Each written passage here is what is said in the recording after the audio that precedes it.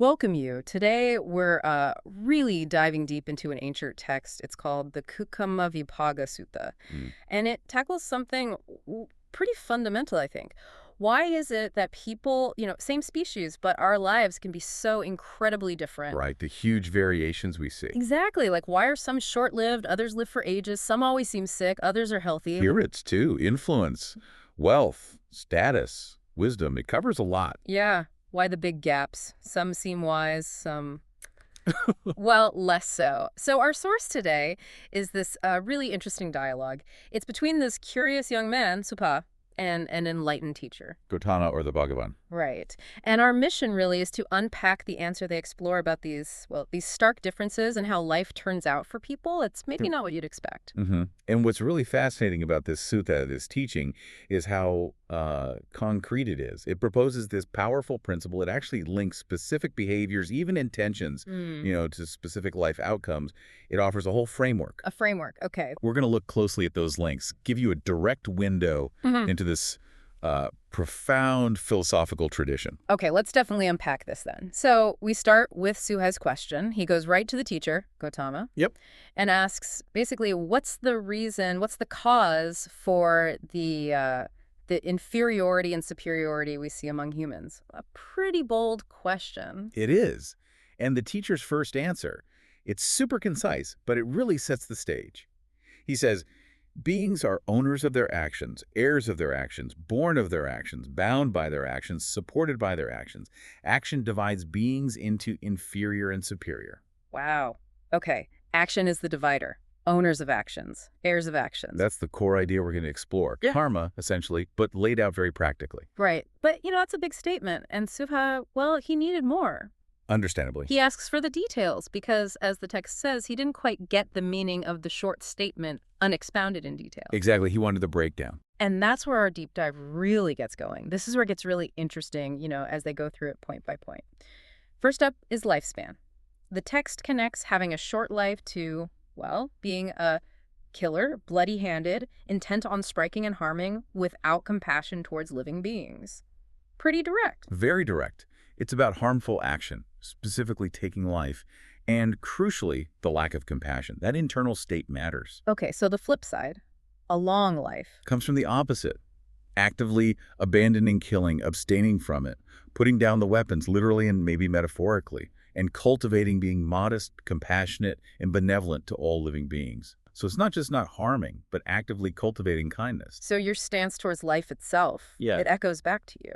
That's the idea presented here, a kind of karmic resonance affecting your own lifespan. Okay, next. Health. How does that connect? Well, the sutta links being sickly, or having poor health, to being of a harassing nature to beings. Harassing. How so? It mentions using a hand or clawed or stick or weapon, basically causing physical or mental distress to others, annoying them, hurting them. Okay. So causing suffering. Right. And then good health. It comes from not being like that. Not being of a harassing nature to beings leads to being healthy. It seems pretty logical. Cause and effect. You cause distress, you experience distress, maybe in your own body. It suggests a direct link.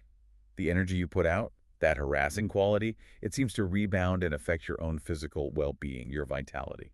Okay, this next one, appearance. This one surprised me a bit. It's quite insightful. It links an ugly appearance, that's the term used to, being angry and very irritable. Yes, and resenting, furious, and displaying anger, ill will, and resentment, even when slightly provoked. So a consistently negative emotional state. So like your inner state literally shapes your outer look. That's what it suggests.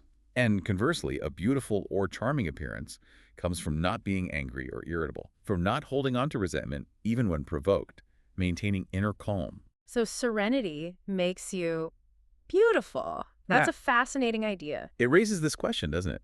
How does our inner emotional world actually manifest externally? The sutta proposes a direct link. Inner peace radiating outwards. Okay, moving on to social standing. Influence. Right. Having little influence or esteem. The sutta connects low influence to being envious. Yes, vexed, and binding oneself to envy regarding the gains, honors, respect, veneration, and worship of others. Basically resenting other people's success. That feeling of why them and not me. Exactly. That binding yourself to envy. And the text says that leads to low influence. And high influence. Comes from not being envious.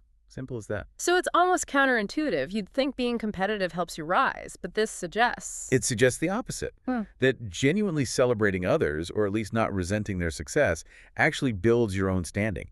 Envy, it implies, actually diminishes you socially. Interesting. Okay, what about wealth?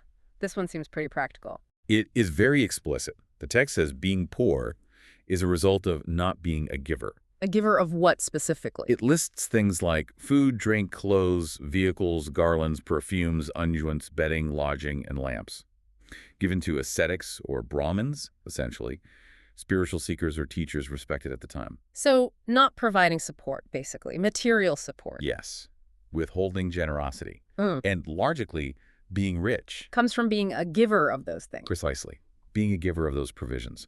The text really emphasizes generosity as a direct path to material abundance.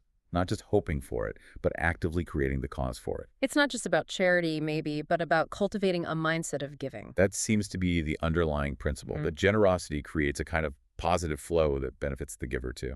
Okay, next is social status, or birth, as the text puts it, like highborn or lowborn. And the link here is fascinating. It connects low birth to being stubborn and excessively arrogant. Arrogant. How does that manifest? Through specific actions.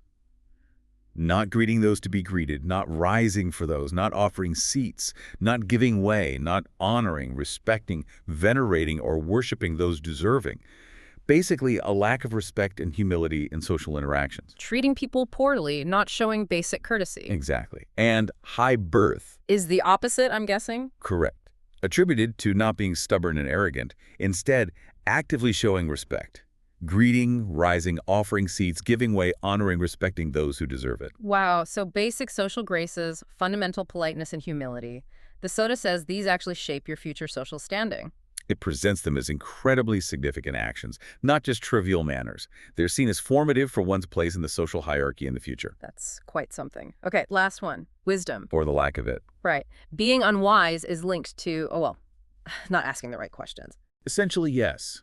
It results from not approaching ascetics or Brahmins, again, the wise people, to ask things like, what is wholesome? What is unwholesome? What is blameworthy? What is blameless? What should be cultivated? What shouldn't? What leads to long-term harm and suffering? What leads to long-term well-being and happiness? So not seeking understanding about morality, about cause and effect, about what truly benefits you. Right. An indifference to seeking ethical and practical wisdom, and being wise, therefore. Comes from actively seeking that knowledge, asking those big questions. Exactly. Actively going to those who might know and asking these fundamental questions about right and wrong, benefit and harm. So it's not just about being smart or knowing facts. No, it's about the active pursuit of wisdom, especially ethical understanding. That seeking, that questioning, is what cultivates intelligence and insight, according to this text. Okay. Wow, that's a comprehensive list. It really covers the spectrum of human experience. And the Sutta wraps up by basically saying, yep, what I said at the start is true. It reaffirms the core principle. Each action leads to its corresponding result. It repeats, beings are owners of their actions, heirs of their actions. Action divides beings into inferior and superior. It really hammers home that connection between what we do and what we experience. So I guess the big question is, what does this all mean for you listening right now, this deep dive today into the Cūḷakammavibhaṅgasuttaṃ? It's laid out this incredibly detailed, really consistent way of looking at why lives differ so much. It suggests our circumstances, well, they aren't just random. They're deeply tied to our actions, our thoughts, even our intentions. It's a powerful perspective, maybe even a bit challenging. Definitely. And think about Subha's reaction at the end, how he described the teaching. Oh, right. What was that again? He said it was like writing what was overturned, revealing what was hidden, showing the way to the lost, holding a lamp in darkness. Wow. Like it illuminated everything for him. Yeah, exactly. It wasn't just philosophy. It was a practical map, a guide for understanding life and, importantly, your own role in shaping it. It places a lot of, well, responsibility on our shoulders, in a way. Yeah, agency and responsibility. So thinking about this ancient view, this link between action and consequence, how might that change the way you see things? You know, the choices you make every day, even the small interactions, the thoughts you entertain. Does it make you think differently about cause and effect in your own life? What new questions does this deep dive maybe spark in you about the real power of your own actions and the kind of life you might be building, perhaps without even fully realizing it? Something to think about.